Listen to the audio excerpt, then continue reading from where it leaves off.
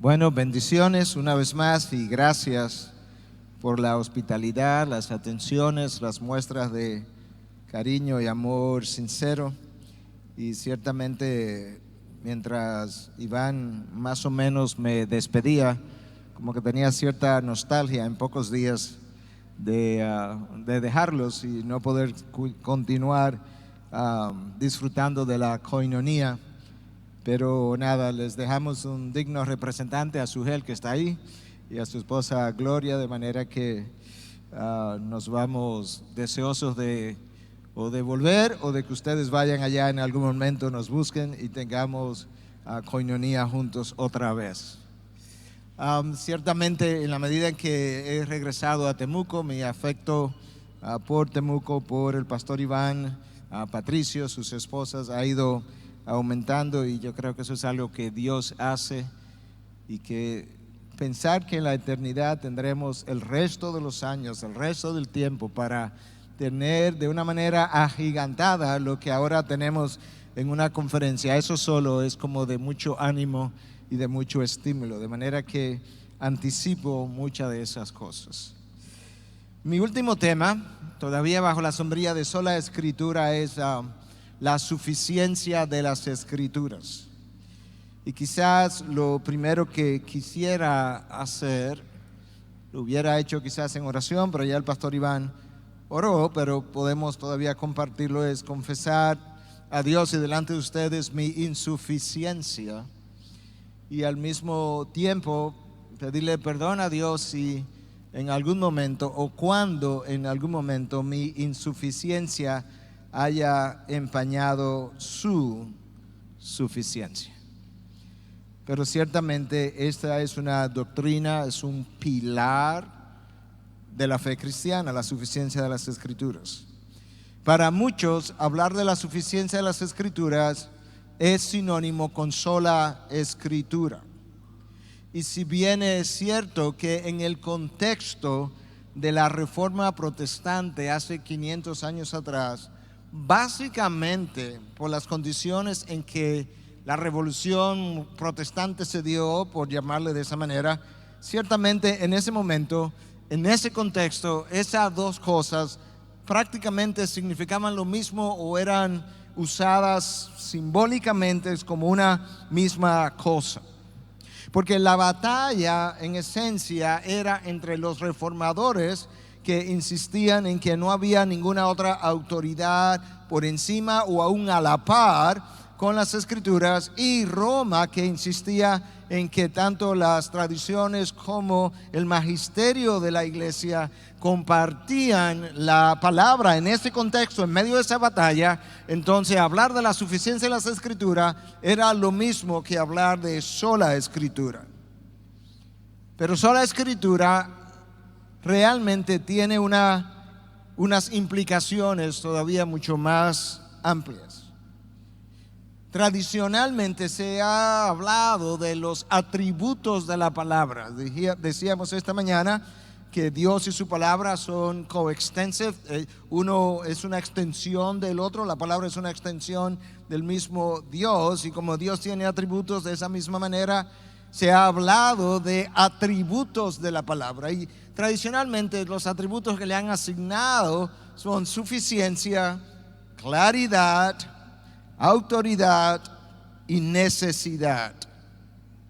Algunos de nosotros agregaríamos inerrancia, pero algunos entienden que la inerrancia está dentro de esos 4 atributos que ya yo mencioné.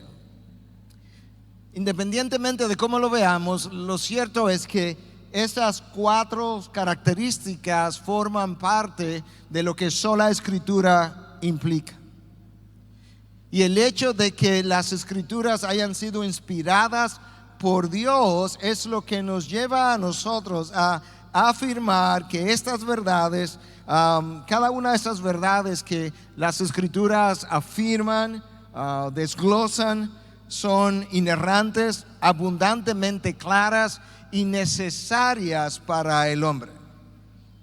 Las Escrituras son necesarias y suficientes para la salvación del hombre y para la santificación del hombre. En otras palabras, la suficiencia de las Escrituras nos lleva desde el momento de la salvación hasta el momento de la glorificación. Y de ahí entonces que podamos definir un poco mejor a qué nos referimos cuando hablamos de la suficiencia de las Escrituras. Diferentes personas han dado diferentes definiciones, todas parecidas, para tratar de entender el concepto.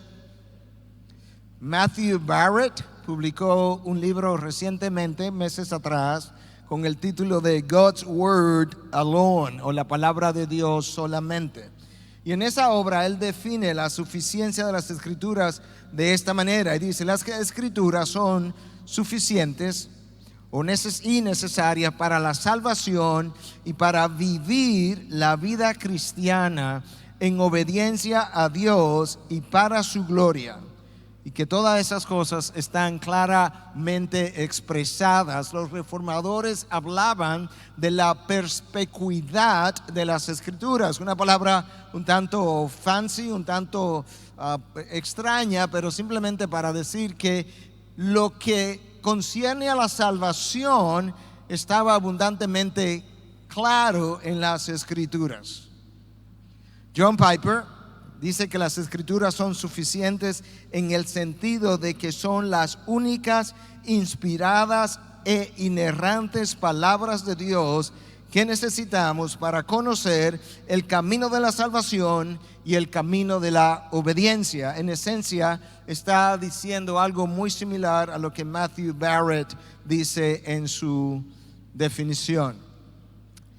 Yo creo, sin embargo, que quizás una de las definiciones más completas que vienen de muchos años atrás que podamos encontrar acerca de la suficiencia de las Escrituras está en la Confesión de Fe de Westminster, que dice lo siguiente: el consejo completo de Dios con relación a todas las cosas necesarias para su propia gloria y para la salvación, la fe y la vida del hombre están claramente dichas en las Escrituras o se pueden deducir de ellas, y nada ha de añadirse a esta revelación de su voluntad, ni por nuevas revelaciones del Espíritu, ni por las tradiciones de los hombres. Entonces, cuando hablamos de suficiencia de las Escrituras, estamos hablando de las verdades que el hombre necesita para su salvación, su santificación y para la glorificación de nuestro Dios.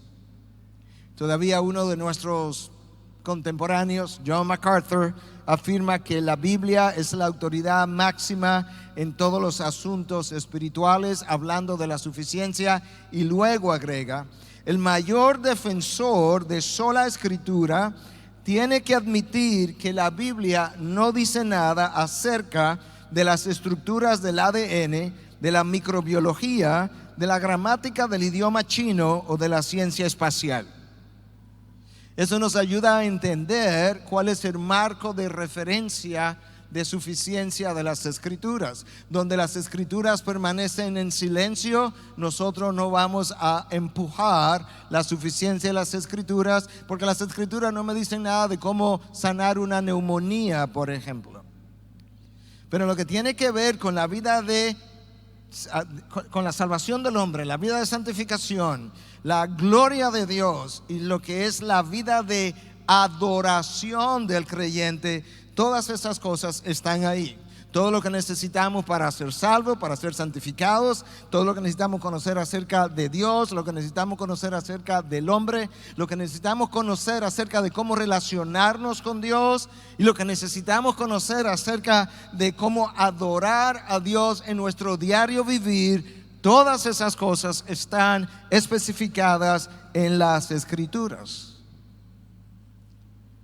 Ahora, la suficiencia de las Escrituras no elimina la necesidad de maestros. De hecho, ese es uno de los dones que el Espíritu de Dios da a su iglesia, el don de maestro. La suficiencia de las Escrituras no elimina otras autoridades, como hablábamos también ayer y aún esta mañana. Esas otras autoridades también han sido dadas por Dios. La razón por la que nosotros necesitamos no solamente maestros, y la razón por la que necesitamos leer otros libros, como Sujel mencionaba esta mañana, no es porque la Biblia no tenga suficiente sabiduría, sino porque yo no tengo suficiente sabiduría para sondear la palabra y extraer de la palabra todo lo que Dios ha puesto allí, de manera que todos los maestros que han venido no han podido terminar, no han sido exhaustos con relación a la sabiduría de Dios, no han podido cavar, si yo pudiera decir, la profundidad de su sabiduría, aún de la sabiduría plasmada ya en su palabra, que no es toda la sabiduría que nuestro Dios tiene. La suficiencia de las Escrituras no elimina la necesidad de la ciencia, ni elimina la necesidad de la razón. De hecho, es por medio de la razón que entendemos la suficiencia de las Escrituras, la inerrancia de las Escrituras, la autoridad de las Escrituras. Pero esa razón necesita estar subordinada y supeditada a lo que es la revelación de nuestro Dios. Ahora sí podemos decir que todo maestro, toda otra autoridad, toda ciencia y toda razón humana está bajo la sombrilla de la palabra de Dios en cuanto a lo que es su marco de referencia para nosotros entenderla y para nosotros vivirla. Pero si estamos hablando de la suficiencia de las Escrituras, tenemos que ir a las Escrituras. Y quizás, de nuevo, hay múltiples pasajes con los cuales uno pudiera comenzar, pero quizás un buen pasaje para iniciar hablando de la suficiencia de las Escrituras es un pasaje al que yo he tenido que ir en las 3 ocasiones que he estado aquí en esta ocasión, porque es prácticamente imposible hablar de la autoridad de las Escrituras, de la inerrancia de las Escrituras y ahora de la suficiencia de las Escrituras sin visitar ese pasaje. Y es un texto muy conocido para todos ustedes, 2 de Timoteo 3, del 14 al 17. Tú, sin embargo, persiste en las cosas que has aprendido y de las cuales te convenciste, sabiendo de quiénes las has aprendido, y que desde la niñez has sabido las sagradas Escrituras, las cuales te pueden dar sabiduría que lleva a la salvación. Suficiencia de las Escrituras relacionada a salvación. Las Escrituras te pueden dar sabiduría, las cuales te pueden llevar a la salvación mediante la fe en Cristo Jesús. Toda Escritura es inspirada por Dios, theopneustos, y útil para enseñar, para reprender, para corregir, para instruir en justicia, a fin de que el hombre de Dios sea perfecto, equipado para toda buena obra. El apóstol Pablo anima a su discípulo más joven, Timoteo, a que regrese a las Escrituras, las cuales él creyó, les fueron enseñadas desde una etapa muy joven. Su madre, su abuela estuvieron involucradas en su enseñanza, y le dice: esas Escrituras que tú aprendiste desde tu niñez contienen sabiduría que lleva a la salvación por medio de Cristo Jesús. Y esa sabiduría, las verdades encerradas por esa sabiduría, son capaces de llevar al hombre de Dios para que sea perfecto y sea equipado para toda buena obra. Ahora, la razón por la que las Escrituras pueden hacer eso y hacen eso es por algo que el mismo texto dice, y es que ellas fueron inspiradas por Dios, fueron exhaladas por Dios. Y cuando Dios exhaló, respiró las escrituras, ellas tenían un propósito. Recuerden que dijimos que la palabra de Dios, aun cuando Él habló en la creación, tiene contenido, tiene propósito y tiene significado. De esa misma manera, cuando Dios respiró las escrituras, las respiró de tal manera que llevaran contenido, propósito y significado. Pablo está ayudando a Timoteo a entender el propósito de la sabiduría que Dios nos dejó, y les dice que esas verdades llevan a la salvación por la fe en Cristo Jesús, y que también han sido destinadas para preparar al hombre de Dios, para equiparlo para toda buena obra. Y entonces termina diciéndole: Timoteo, es tanto así que estas escrituras son suficientes para enseñar o instruir, para reprender, para corregir y para instruir en justicia. Y todo eso tiene que ver con la redención del hombre de principio a fin. Yo quisiera tomar por ahora esas 4 cosas que Pablo dice que las escrituras pueden hacer y que son útiles para enseñar, para instruir. Lo primero es que las escrituras son suficientes para enseñar el evangelio de Cristo. Pero no solamente enseñan lo que es el evangelio de Cristo, sino que también al hacer eso tienen el poder de abrir los ojos de aquellos que han estado espiritualmente muertos, y al mismo tiempo tienen el poder y la autoridad para crear fe. De manera que las escrituras, Timoteo, son suficientes para la salvación del hombre, porque ellas son poderosas para dar vida a personas muertas espiritualmente, para dar visión a personas ciegas. Ellas son suficientes para levantar muertos a la vida, porque ellas son capaces de crear fe en quien escucha. La fe viene por el oír, y el oír por la palabra de Dios. Pablo pudiera estar diciendo hoy a Timoteo: por tanto, no necesita de nuevos profetas, no necesita de nuevas revelaciones, no necesita de nuevos apóstoles, no necesita de nuevos sueños y visiones, no necesita de otro evangelio de Jesucristo como los mormones dicen. ¿Por qué? Porque la palabra de Dios es suficiente para enseñar el camino de salvación por medio de la fe en Cristo Jesús. Suficiente para enseñar eso.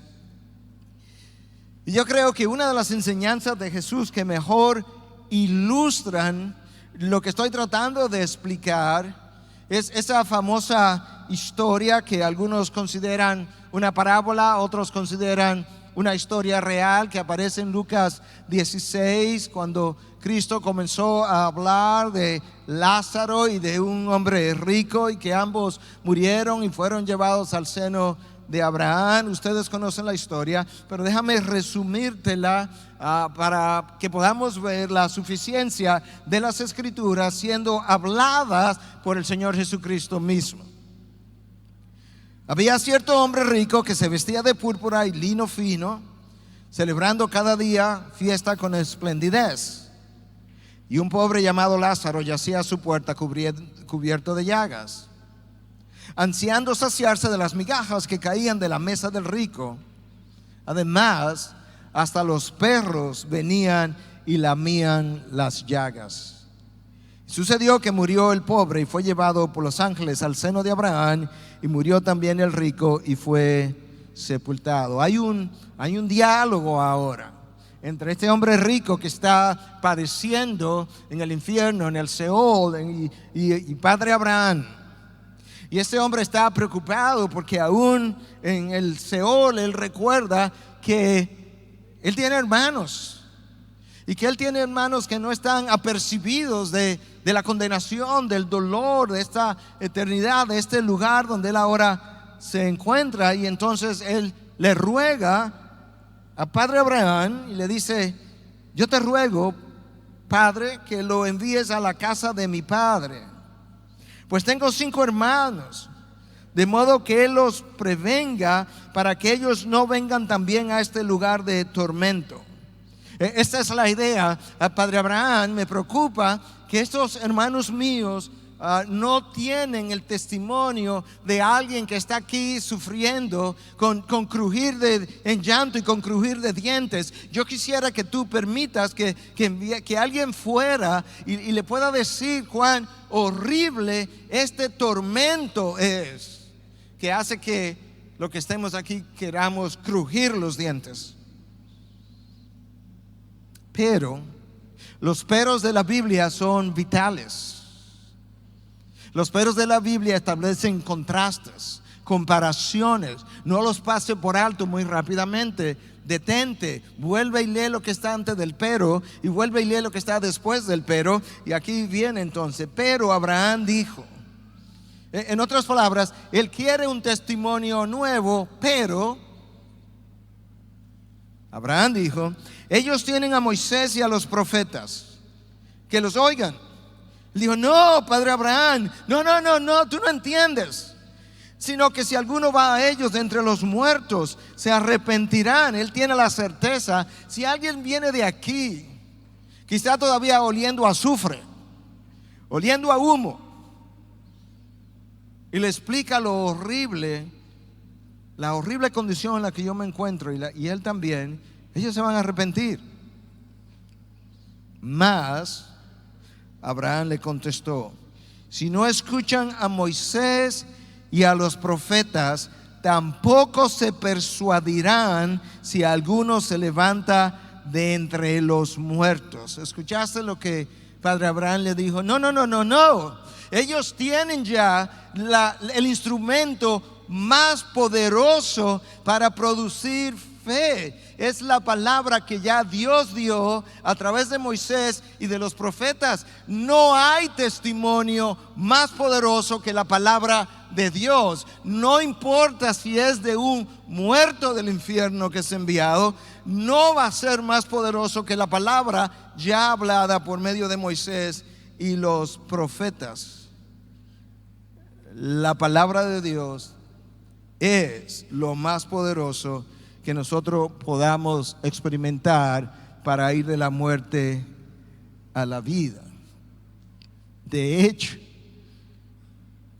tú sabes que en cierta medida eso posteriormente ocurrió, porque en el devenir del tiempo Cristo murió y se levantó de entre los muertos,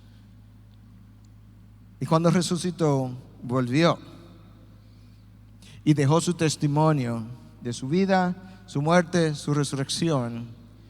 Y cuando Él se levantó de entre los muertos, tampoco quisieron creer su testimonio. Porque si no escucharon a Moisés y a los profetas, que hablaron ya la palabra de Dios, por medio de la cual Él creó el universo y por medio de la cual Él sostiene el universo, no escucharán ni siquiera el testimonio de un muerto resucitado. Hablamos el primer día, el día de ayer, de hecho, que Dios habló y formó billones o quizás 2 trillones de galaxias. ¿Cuánto poder se requiere para hablarle a la nada y que la nada produzca billones de astros? El poder infinito de Dios. Ese es el mismo poder que se requiere para levantar a un muerto espiritual y llevarlo a la vida. ¿Cuál poder, pastor? El poder infinito de Dios investido en la palabra. Porque la fe viene por el oír y el oír por la palabra de Dios. Las escrituras han sido impregnadas de ese poder. Y las escrituras entonces no solamente son suficientes para mostrar la salvación al hombre, para traer vida en medio de la muerte a ese hombre, sino que una vez el hombre es salvo y nace de nuevo, esas escrituras también son suficientes para la santificación. Y la manera como Cristo lo dijo, muy sencilla, tú la conoces, Juan 17:17, la conversación entre Dios Hijo y Dios Padre, la conversación intertrinitaria que nosotros a veces leemos y la pasamos tan rápido, pero que no debiéramos hacer eso, porque si hay algo que a mí me hubiese gustado experimentar, digo yo, pienso yo, haber estado ahí en el momento cuando Dios Hijo está hablando con Dios Padre, porque eso es un privilegio extraordinario de una conversación intertrinitaria que se está llevando a cabo y tú estás ahí al lado del Señor escuchándola. Y esto es lo que Cristo dice con relación a las escrituras como suficientes para la santificación del hombre. Padre, santifícalos en tu verdad, tu palabra es verdad. Hermanos, si tú piensas que está teniendo dificultad en tu vida de santificación, yo quiero invitarte a que revises, por lo menos eso, que revise cuánta palabra estás consumiendo, porque es imposible, no difícil, imposible santificarse sin consumir palabra. El Espíritu de Dios hace un trabajo de santificación, pero el instrumento que el Espíritu usa es la palabra que Él aplica al corazón del Hijo de Dios. Padre, santifícalos en tu verdad, tu palabra es verdad. La palabra es ese fuego que consume nuestras impurezas. La palabra es ese martillo que destroza nuestras rebeldías. Y la palabra es comparada con el fuego y quizás no arde físicamente, pero cuando tú la consumes genera una especie de, permíteme decirlo, de calor o fricción espiritual capaz de consumir fortalezas espirituales en nosotros. Y esa palabra no da golpes físicos, pero cuando da, su poder es demoledor. Tú ves eso en la vida de Pablo. Pablo era un perseguidor de la iglesia. Pablo en cierta medida se gozaba de perseguir a los santos de la iglesia, pensando todo el tiempo que servía a la iglesia. Y el Señor Jesús se le aparece y le habla. Ahí está su palabra otra vez. Y le hace una pregunta: Saulo, Saulo, ¿por qué me persigues? Y al caer a tierra, oyó una voz que le decía justamente eso: Saulo, Saulo, ¿por qué me persigues? Y él dijo: ¿quién eres, Señor? Y él respondió: yo soy Jesús, a quien tú persigues. ¿Notaste la identificación estrecha, prácticamente indivisible entre Jesús y su iglesia? No, Jesús, yo no te estoy persiguiendo a ti, yo persigo a tu iglesia. Sí, si persigues a mi iglesia, me persigues a mí.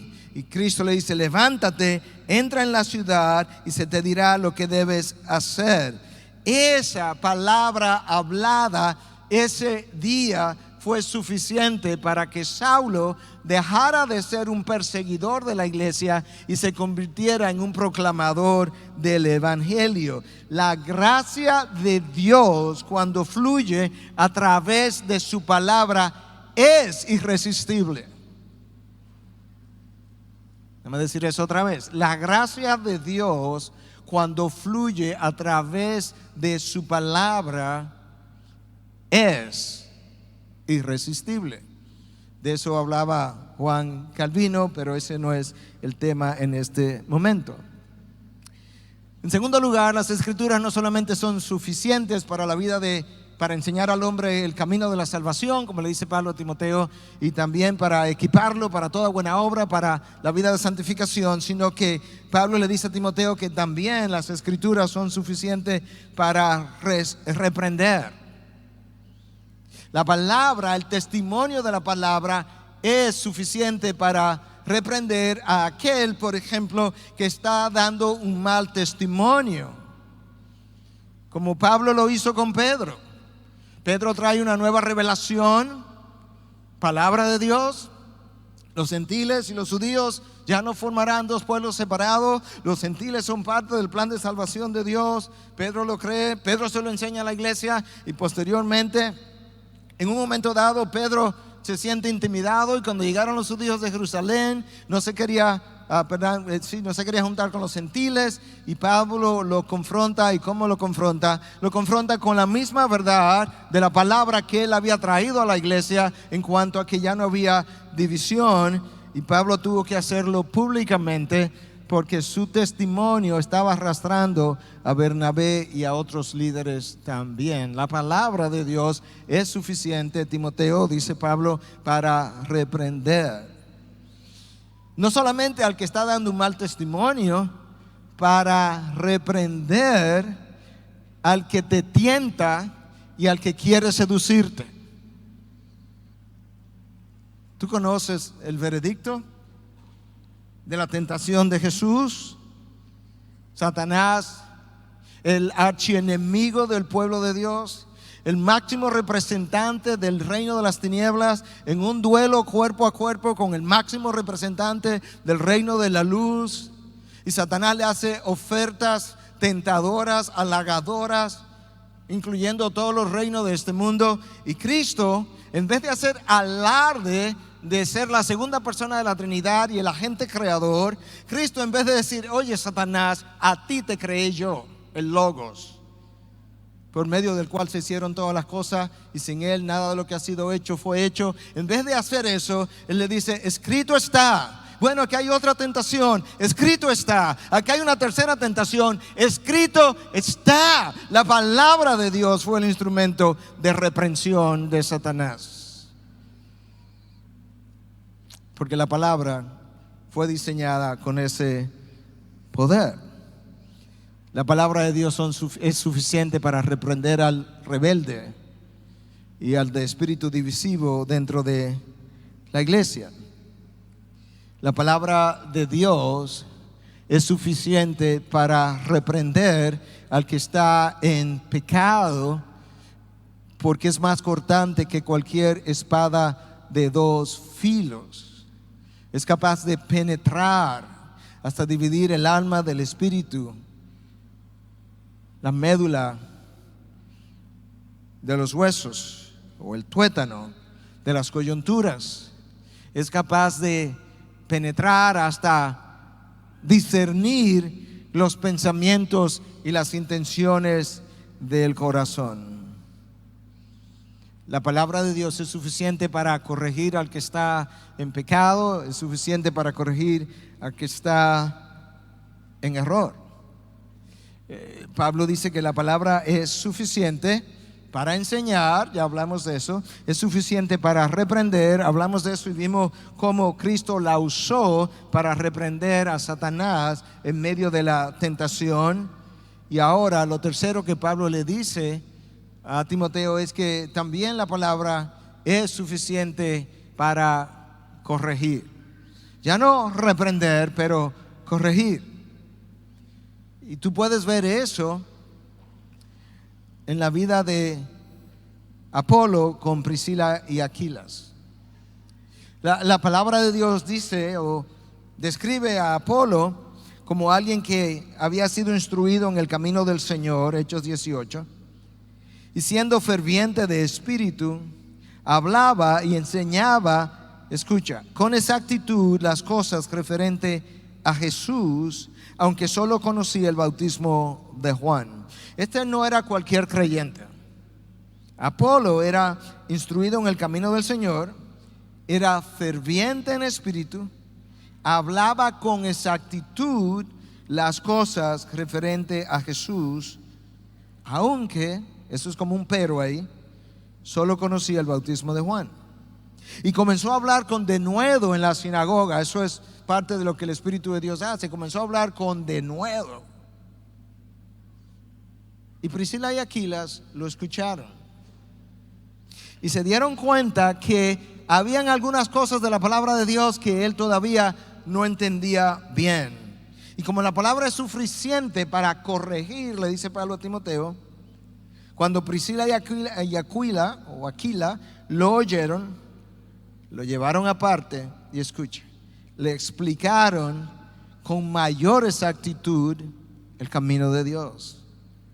El texto dice primero que Apolos hablaba con exactitud. Sí, él hablaba con exactitud hasta aquí, pero de ahí hacia adelante habían cosas que Apolos todavía no conocía, y como Priscila y Aquila lo habían llegado a conocer, lo llamaron aparte y haciendo uso de la palabra que ahora, recuerda que la revelación de la palabra ha sido progresiva, haciendo uso de la progresión de la revelación, le enseñaron a Apolo, lo corrigieron y le enseñaron el camino con mayor exactitud.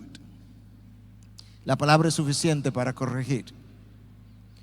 Y finalmente en ese texto, no finalmente en el mensaje todavía, pero en ese texto Pablo dice que la palabra es suficiente para instruir en justicia. La Nueva Traducción Viviente, que es una buena traducción, aunque yo creo que tú debes leer una traducción más literal primero, y si quieres saber cómo la Nueva Traducción Viviente lo pone en un lenguaje más cotidiano, entonces luego puedes visitarla. La Nueva Traducción Viviente dice que las Escrituras nos enseñan a hacer lo correcto. La Biblia de las Américas dice que son suficientes, ¿verdad? Esta sabiduría, Pablo le está diciendo a Timoteo, la sabiduría que está en las Escrituras que tú creíste desde niño Dios la ha dado para instruir al hombre en el camino de la verdad, y son suficientes entonces para la salvación, para instruir, para reprender, para corregir y ahora para instruir en justicia. La Biblia ampliada dice lo siguiente en inglés y traducido al español, que son suficientes para guiarnos a comportarnos honorablemente y con valentía moral. Si tú quieres vivir justamente, las Escrituras son suficientes. Esa es la razón por la que Miqueas 6:8 dice: oh hombre, tú sabes lo que Dios requiere de ti. Que yo sé lo que sí, tú sabes lo que Dios quiere de ti. De manera sencilla, él responde en 6:8: solo practicar la justicia, amar la misericordia y andar humildemente con tu Dios. Tú no necesitas ninguna otra instrucción que la palabra para saber lo que es justo, para saber lo que es una vida justa, para caminar piadosamente, y eso tiene que ver con la vida de santificación. La palabra de Dios es suficiente. Es muy similar a lo que Pedro le dice a sus seguidores cuando escribe en su segunda carta en 1:3: pues su divino poder nos ha concedido todo cuanto concierne a la vida y a la piedad, mediante el verdadero conocimiento de aquel que nos llamó por su gloria y excelencia. ¿Notaste lo que el texto de Pedro dice a nosotros? Tienes que entender que Dios nos ha dado su divino poder. El poder creador y sustentador de Dios, que hace las cosas posibles en los hijos de Dios, se nos ha dado, se nos ha concedido. Nosotros no tenemos que trabajar para ganarnos el poder de Dios. No, ni siquiera pudiéramos ganarlo de esa manera, pero a nosotros se nos ha concedido como un don, como un regalo, como parte de la salvación, se nos ha concedido su divino poder.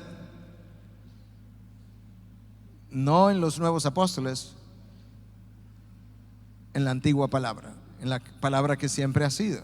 Bueno, ¿y ese divino poder, qué es lo que nos ha dado? Todo. Lo que se ha dado es absoluto, no le hace falta más nada, no es suficiente. Bueno, pero ¿qué es lo que nos ha dado? Es todo, pero ¿todo qué? Todo lo concerniente a la vida y a la piedad. Dios nos ha dado su poder, a través de su poder divino, todo lo necesario para la vida y especialmente para la vida eterna y para la piedad, para la salvación y para la santificación. Dios nos ha dado eso a través de su poder divino. ¿Y cómo Dios nos dio eso?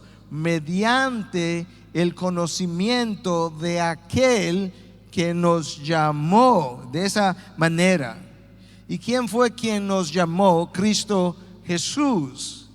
¿Y a dónde yo encuentro ese conocimiento de Cristo Jesús? En su palabra. De manera que Dios en su palabra nos ha dado lo que yo necesito para mi vida de piedad, para la vida y la piedad. Me lo ha dado mediante el conocimiento de aquel que nos llamó de las tinieblas a su luz, y quien nos llamó Cristo. De manera que mientras más yo conozco de Cristo, mejor yo experimento la suficiencia de las Escrituras. Mientras más yo conozco de Cristo, mejor mi vida de plenitud, mi vida de salvación ahora en plenitud, porque es mediante el conocimiento de Él que Dios nos ha dado todo lo concerniente a la vida y a la piedad.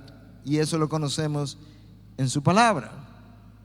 Es en su palabra que yo escucho que ese Cristo también fue llamado el Logos, como decíamos esta mañana, y que el Logos estaba con Dios y que el Logo era Dios. ¿Y cuándo fue todo eso? En el principio, cuando no había nada, en la eternidad pasada, que no comenzó nunca, porque siempre ha sido, ya desde el principio, ese que nos llamó para salvación ya estaba con Dios, y de hecho era Dios. ¿Y dónde yo aprendo eso? En su palabra. Y en Él estaba la vida, y la vida era la luz de los hombres. De manera que yo aprendo en su palabra que aquel que me llama es aquel que ha existido, y aquel que es mi vida, porque es la luz de los hombres.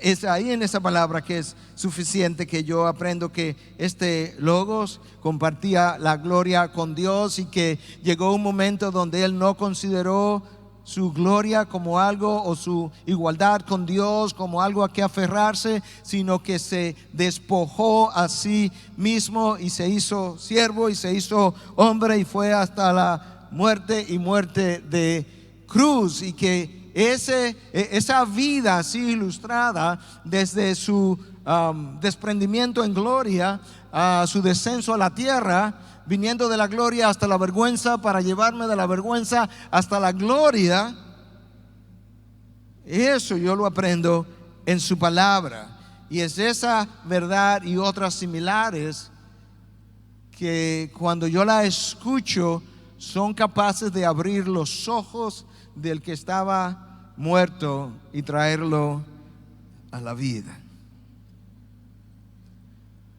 Y no solamente eso, en la medida en que, una vez más, Pedro habla de que eso ocurre por medio del conocimiento de Cristo, y Pablo en 2 Corintios 3:18 habla justamente de cómo nosotros somos transformados de gloria en gloria, en la medida en que nosotros contemplamos como en un espejo la gloria del Señor.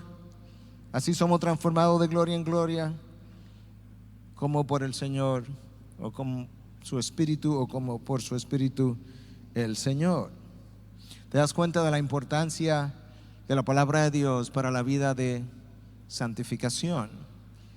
Mientras más conozco de Cristo, pues más tengo de su divino poder, y más puedo conocer de aquello que Dios dispuso para la vida y la verdad.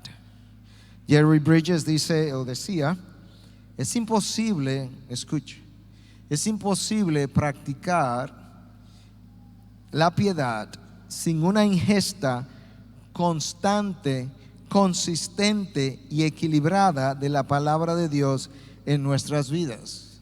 Nota lo que Bridges no dice: es difícil, tú puedes tratar, pero eso no es fácil. No, es imposible practicar la piedad sin una ingesta constante, consistente y equilibrada, porque uno de los problemas es que a veces consumimos los mismos pasajes que a nosotros nos gustan y dejamos a un lado los pasajes que nos confrontan, y entonces no estamos creciendo equilibradamente en gracia.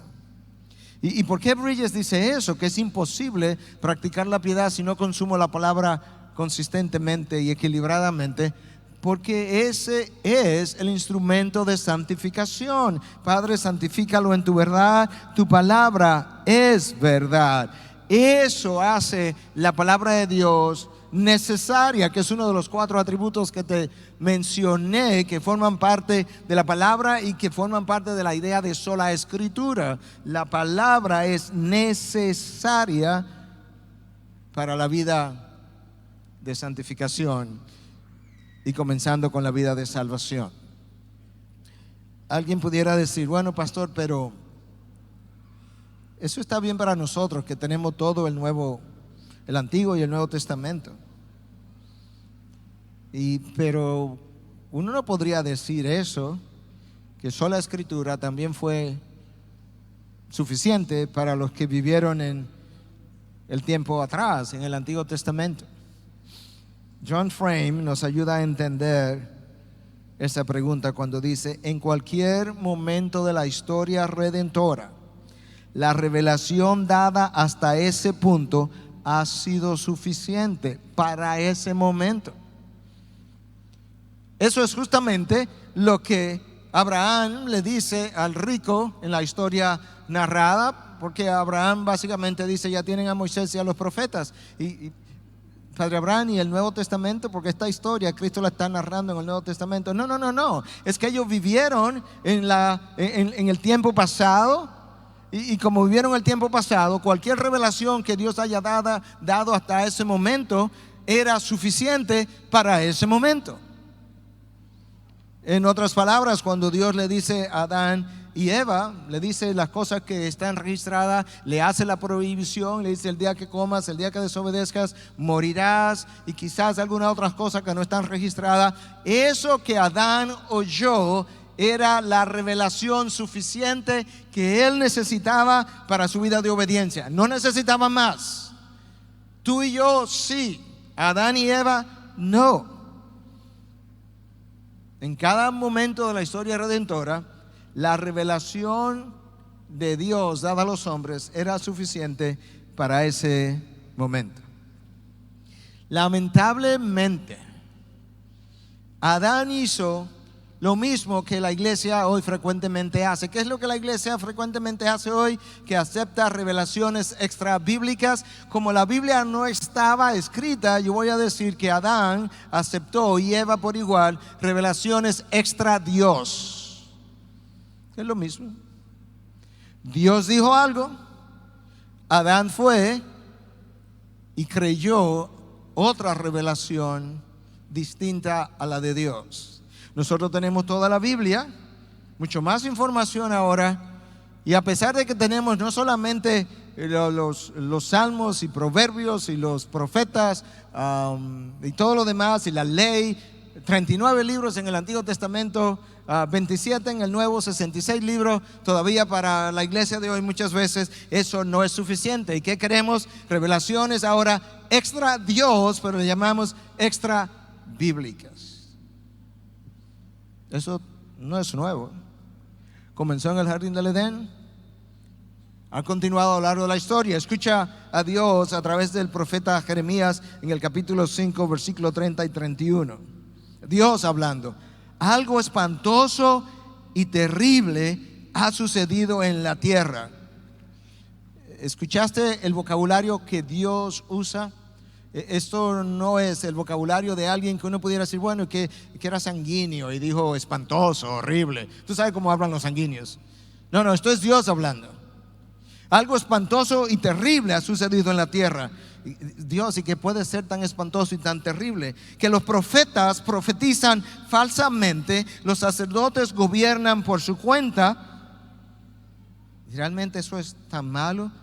No, eso es malísimo, pero hay algo peor todavía, y es que a mi pueblo así le gusta. Es terrible. Pero dice Dios, ¿qué haréis al final de esto? O sea, ¿hasta dónde eres capaz? ¿Hasta dónde vas a llegar? Yo le he dado mi revelación. De hecho, Jeremías, te tienen a ti como instrumento, como micrófono mío ahora mismo, y eso no le es suficiente. Ellos quieren visiones, quieren sueños, ilusiones, mentiras, revelaciones. ¿Y sabes qué, Jeremías? A ellos les gusta eso. A veces ocurre así. Gente que va a iglesias donde su palabra no se predica, y a ese pueblo así le gusta. Yo he oído sermones donde no ha habido nada de palabra. Yo asistí a una reunión, es una feria de libros, la dejo sin nombrar, pero es una reunión de una feria de libros cristiana, donde se le dio un premio a un predicador X, un maestro que si mencionara su nombre todo el mundo lo conocería, y por tanto se le permitió que hablara por media hora. Y esa persona tomó el púlpito, nunca abrió o citó la Biblia por media hora. Habló de su libro, pero no de la Biblia. Y a ese pueblo hoy le prometen prosperidad, le prometen salud. La prosperidad le es prometida a cambio de dinero que se supone que lo va a enriquecer a ellos, pero en realidad al único que enriquece es al predicador. Disfrutan escuchar malas o falsas enseñanzas de parte de falsos maestros. Mi pueblo ha mostrado más apetito por el error, por la mentira, que por la verdad. La luz llegó a brillar en las tinieblas, pero las tinieblas odiaron la luz.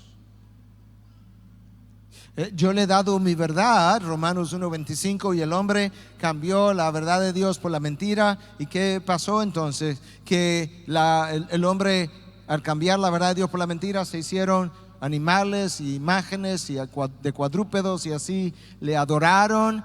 La idolatría tiene su origen en el cambio de la verdad por la mentira. De hecho, como Juan Calvino decía, el corazón humano es una máquina de ídolos. Cuando tú terminas de destruir uno, ha comenzado a fabricar el otro. Cada ídolo del corazón que se ha formado aún en nuestros corazones es el fruto de una mentira que yo he llegado a creer que ha reemplazado la verdad de Dios.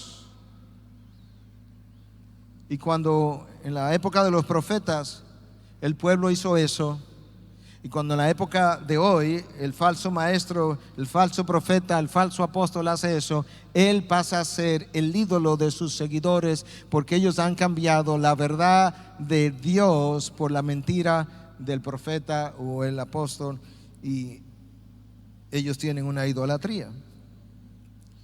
Escucha qué más dice Dios en la época de Jeremías 23, a partir del versículo 25. He oído lo que dicen los profetas, que profetizan mentira en mi nombre, diciendo, he tenido un sueño. ¿Suena familiar? ¿Hasta cuándo? ¿Qué hay en los corazones de los profetas que profetizan la mentira? De los profetas que proclaman el engaño de su corazón, que tratan de que mi pueblo se olvide de mi nombre. ¿Se acuerda esta mañana del nombre de Dios? Con los sueños que se cuentan unos a otros, tal como los padres olvidaron mi nombre a causa de Baal. El profeta que tenga un sueño, que cuente su sueño, pero el que tenga mi palabra, que hable mi palabra con fidelidad. ¿Qué tiene que ver el sueño, o mejor dicho, la paja, con el grano? Declara el Señor. ¿No es mi palabra como fuego, declara el Señor, y como martillo que despedaza la roca? Sí, Señor, así es. Por tanto, he aquí estoy contra los profetas, declara el Señor, que se roban mis palabras del uno al otro. He aquí que estoy contra los profetas que declaran, que dicen, así declara el Señor, que usan sus lenguas y dicen, el Señor declara. He aquí estoy contra los que profetizan sueños falsos, declara el Señor, y los cuentan y hacen errar a mi pueblo con sus mentiras y sus presunciones, cuando yo no los envié, ni les di órdenes, ni son de provecho alguno. para este pueblo, ni son de provecho alguno para este pueblo, declara el Señor. ¿Notaste lo que Dios dice? El profeta habla en mi nombre. Eso es como ellos esconden su verdadera identidad. Profetizan mentira en mi nombre, dice Dios. ¿No te has fijado cómo hablan? Anoche yo tuve un sueño. Anoche yo tuve una revelación. El verdadero profeta se va a la palabra y dice: Dios, habiendo hablado hace mucho tiempo, en muchas ocasiones y de muchas maneras a los padres por los profetas, en estos últimos días nos ha hablado por medio de su Hijo. Ese es el autor del libro de Hebreos. Eso es como Dios habla hoy. Dios nos ha hablado por medio de los profetas en diferentes tiempos, de diferentes maneras. Pero hoy Dios ha aumentado su revelación porque nos ha hablado por medio de su Hijo. El falso profeta no le interesa lo que los profetas de Dios de antaño revelaron, ni lo que el Hijo dijo, sino que Él dice: he tenido un sueño, he tenido un sueño. Él no habla la palabra de Dios porque Él no la conoce y para Él no es suficiente. El falso profeta, ¿viste lo que Dios dice que proclama? El engaño de su corazón. Él mismo está engañado. Él profetiza, declara, enseña el engaño de su corazón. Su propio corazón lo tiene engañado. Él se llega a creer sus propios sueños y revelaciones. ¿Y sabe por qué Dios muchas veces lo hace? Por algo que Dios revela a través de Pablo en la segunda carta a los Tesalonicenses, capítulo 2, cuando Dios dice que Dios le enviaría en un momento dado un espíritu engañoso. Dios enviaría un espíritu engañoso para que crean la mentira porque no amaron la verdad. Wow. ¿Quién te salvará cuando Dios permita la venida de un espíritu engañoso con el propósito, la intención expresa de que crean la mentira? Ese es su juicio, su propio juicio, porque no habiendo amado la verdad, la revelación de Dios, no habiéndola considerado suficiente, prefirieron escuchar la mentira. ¿Qué es lo que hay en el corazón de los profetas? ¿Qué es lo que tratan de hacer? Tratan de desviar a mi pueblo que se olvide de mi nombre con los sueños que se cuentan unos a otros. ¿Notaste algo más? Dios no detiene necesariamente en este tiempo al falso profeta. El profeta que tenga un sueño, que cuente su sueño. Déjalo con su revelación extra bíblica. Su propio sueño, su propia revelación extra bíblica será su propia condenación y la de aquellos que también le siguen, aquellos que no han considerado mi palabra como suficientes. ¿Notaste cómo Dios dice lo que debemos hacer? Pero los que tienen mi palabra, que permanezcan en mi palabra, en medio de la densa oscuridad del mundo, que permanezcan en mi palabra. Porque el profeta que tenga mi palabra, que hable mi palabra. Y aquellos que son mis hijos, aquellos que han nacido de nuevo, que permanezcan en mi palabra. Nota cómo Dios hace mención de la suficiencia de las Escrituras. Aún en el tiempo en que Dios está dando sueños y revelaciones a sus verdaderos profetas, cuando venía un falso profeta con nuevos sueños y nuevas revelaciones y nuevas visiones, Dios decía: no. Tú, Jeremías, tú tienes mi palabra, habla mi palabra con verdad. Ella es suficiente aún para defender a mi pueblo en medio de la falsedad. Es mi palabra la que va a herir y a sanar a mi pueblo. Es mi palabra la que elimina la ignorancia de mi pueblo. Y Dios dice: déjame hacerte una comparación, Jeremías, entre cómo luce el sueño del profeta falso y cómo luce mi palabra. El sueño es la paja, mi palabra es el grano. ¿Qué tienen que ver la paja con el grano? Tú puedes sembrar toda la paja que tú quieres, al final tendrás paja. Pero cuando tú siembras el grano, es el grano que echa raíz, y es esa raíz que el grano echa que eventualmente crece y da frutos. Esa es mi palabra. Profeta que tenga mi palabra, que hable mi palabra con fidelidad. No simplemente que la hable, que la hable con fidelidad. Por tanto, Pablo diría a Timoteo en su segunda carta 4:2, predica la palabra, Timoteo. En la época de Jeremías, el profeta que tenga su sueño, que cuente su sueño, el que tenga mi palabra, que declare mi palabra con fidelidad. Ahora nos movemos rápidamente al Nuevo Testamento. Segunda carta de Timoteo 4:2. Timoteo, predica la palabra, lo mismo que se le dice a Jeremías. Insiste a tiempo y fuera de tiempo, redarguye, reprende, exhorta. Eso sí, con mucha paciencia e instrucción. Porque los hombres caídos, esto no está en la palabra obviamente, los hombres caídos no son fáciles. Bueno, eso está, pero no así, no dicho de esa manera. Dios dice, aquí estoy contra los profetas, declara el Señor. No es simplemente que lo permite, yo lo estoy permitiendo, pero estoy contra ellos. ¿Y qué es lo que tú tienes contra ellos? Usan sus lenguas y dicen, el Señor declara. ¿Suena familiar? Hoy en día es peor. Yo declaro. En inglés dirían y yo declaro. Yo juro. Yo determino. Alguien me envió una oración. Ojalá pudiera encontrar. Bueno, no tengo el tiempo para hacer eso, pero con relación al ciclón Irma que está pasando ahora mismo por la península de la Florida. Y ahí esta oración decía, yo declaro que esto no va a pasar, yo declaro que esto es lo único que va a ocurrir, yo declaro que la única sangre que será derramada sobre República Dominicana es la sangre de Cristo. Yo decía, ¿quién esta persona piensa que es para declarar de esta manera? El maestro falso habla de revelaciones que Dios no ha hecho, y la meta es confundir a los hijos de Dios como confundieron a Adán y Eva. He aquí yo estoy contra los profetas que profetizan sueños falsos, declara el Señor, y los cuentan y hacen errar a mi pueblo con sus mentiras y sus presunciones, cuando yo no los envié ni les di órdenes. Si Dios nos ha dejado su revelación, ¿por qué no queremos consumirla y preferimos cosas extra bíblicas? ¿Por qué preferimos un sueño? ¿Por qué preferimos una visión?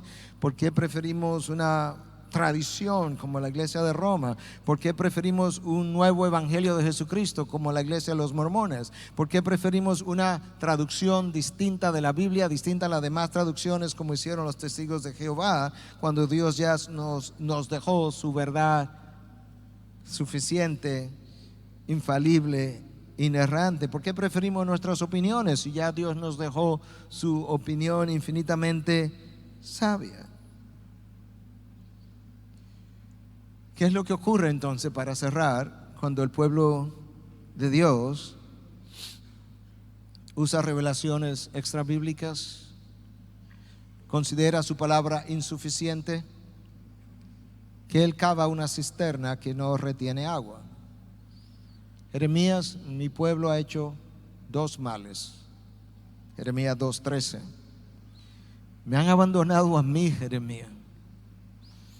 ¿Cómo, Señor, si tú eres omnipresente? No, es que han abandonado mi palabra, y cuando abandonan mi palabra me abandonan a mí.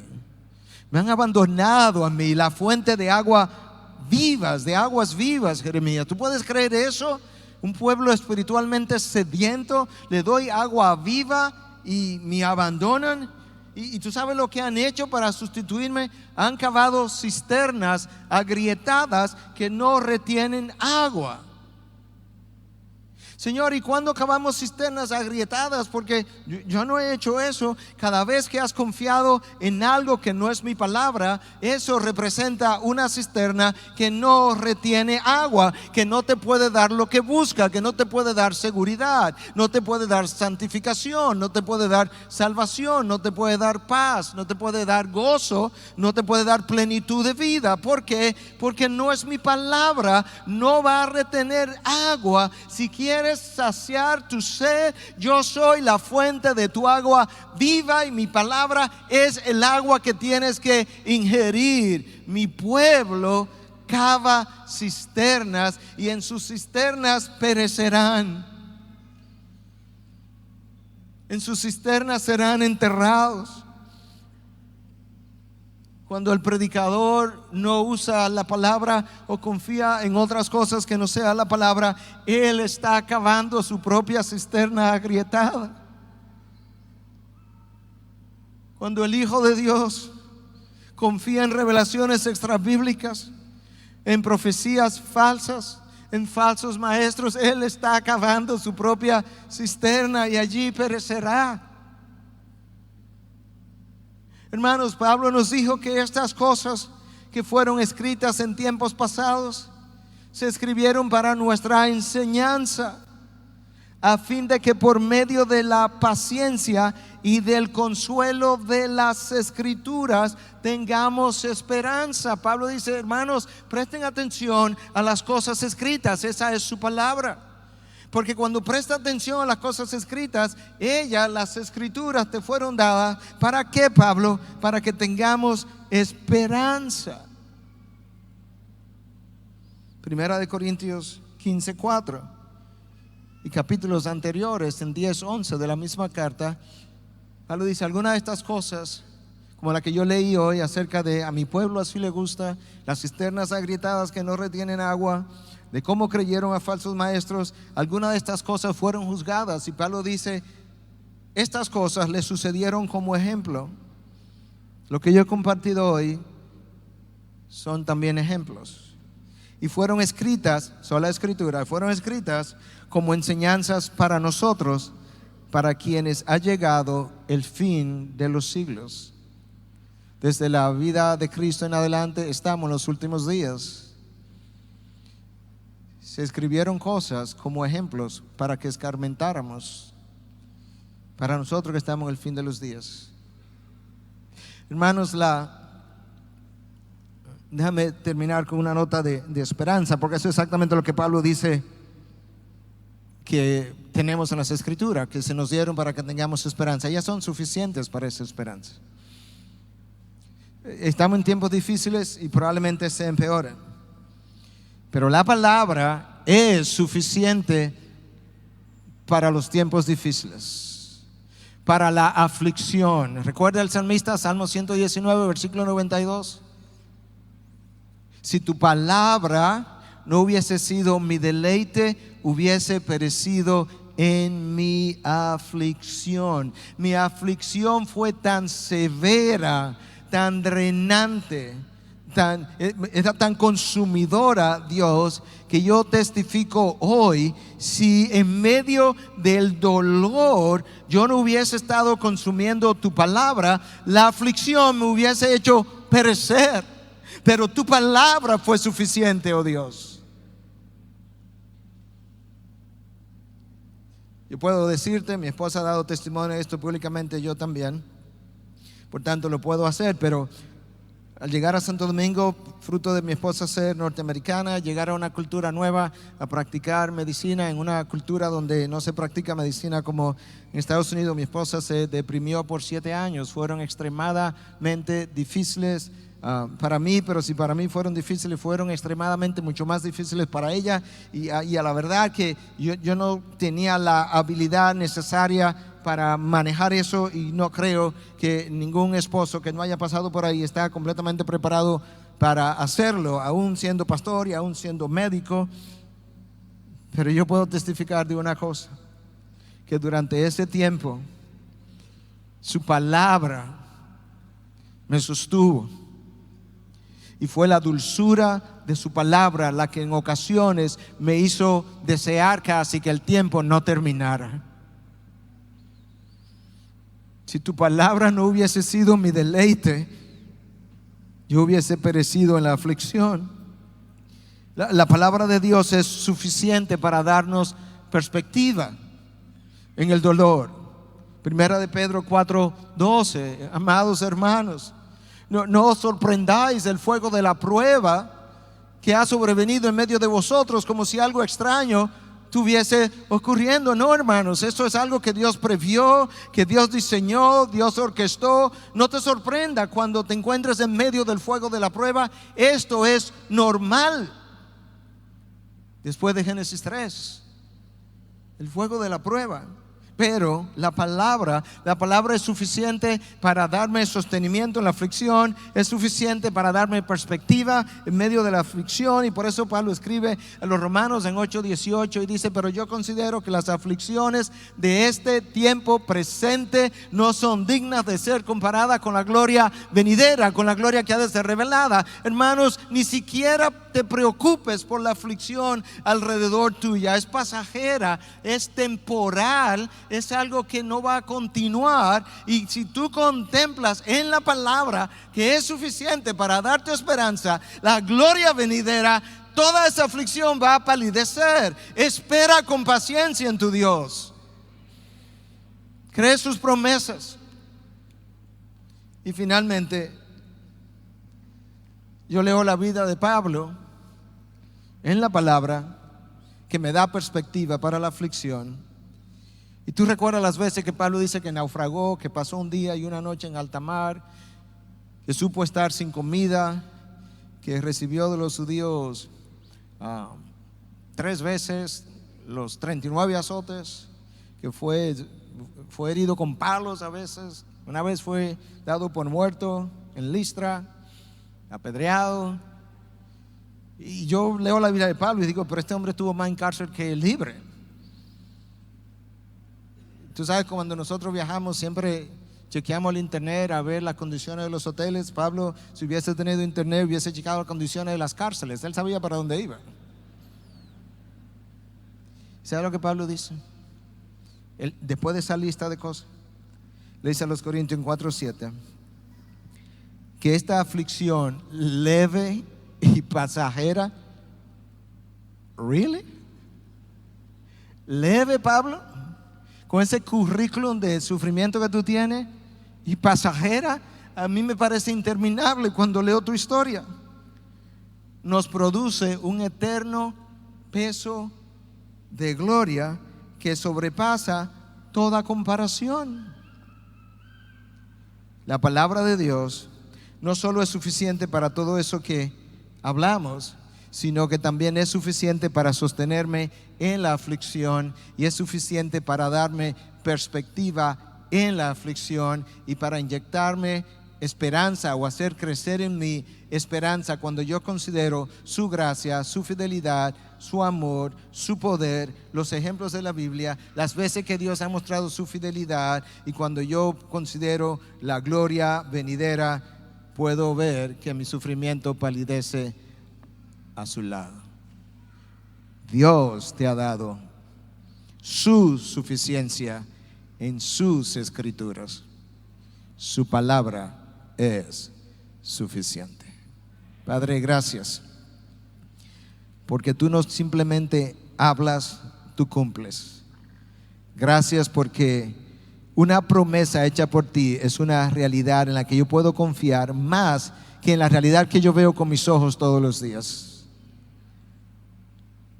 Yo te pido que este pueblo que ha escuchado por horas ahora acerca de tu revelación, y en esta última parte acerca de tu suficiencia, que pueda creer lo que tú revelas y pueda disfrutar de plenitud de vida amparado en tu palabra.